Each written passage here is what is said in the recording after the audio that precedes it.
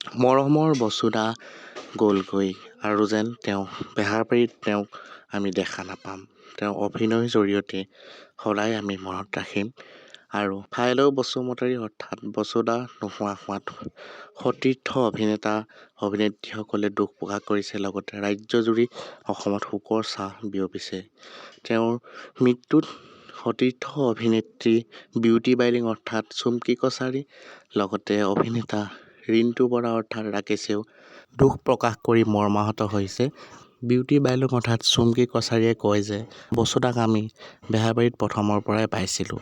তেওঁ আমাতকৈ ডাঙৰ হ'লেও সকলো কথাই আমাৰ আগত শ্বেয়াৰ কৰিছিল আৰু আমিও তেওঁৰ আগত সকলো কথা ক'ব পাৰিছিলোঁ।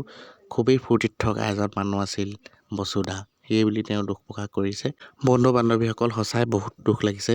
বড়ো সমাজক প্ৰতিনিধিত্ব কৰা এজন ব্যক্তি আছিল তেওঁ বড়ো সমাজৰ লগতে অসমৰ বিভিন্ন সংগীত গায়ো ভাল পাইছিল। তেওঁ সংগীতৰ চৰ্চাও কৰিছিল অভিনয়ৰ লগতে। ৰাকেশ অৰ্থাৎ ৰিণ্টু বৰাই দুখ প্ৰকাশ কৰি কয় যে বন্ধু হিচাপে ইমান দিন কাম কৰিলোঁ, তাৰ লগত সি বড়ো সমাজক সি প্ৰতিনিধিত্ব কৰিব পৰা হৈছিল। লগতে তাক ইমান দিন লগ পোৱাৰ পাছৰ পৰা আৰু এম্বুলেঞ্চত উঠোৱালৈকে এই সময়কণলৈকে তাক বিশ্বাসেই কৰিব পৰা নাই যে বসুধা আৰু আমাৰ মাজত নাই, সেই বুলিও ৰাকেশে প্ৰকাশ কৰিছে। লগতে সকলোৱে যে বসুধা আৰু জীৱনত কেতিয়াও ঘূৰি নাহে সেই বুলি সকলোৱে দুখ কৰিছে। সঁচাই খুবেই বেয়া লাগিল। তেওঁ পৰিয়ালটোক সুমতি প্ৰদান কৰিছে, লগতে তেওঁ আত্মাই চিৰ শান্তি লাভ কৰে তাৰেই কামনা কৰিছোঁ। বসুধা য'তেই আছে ভালে থাকক।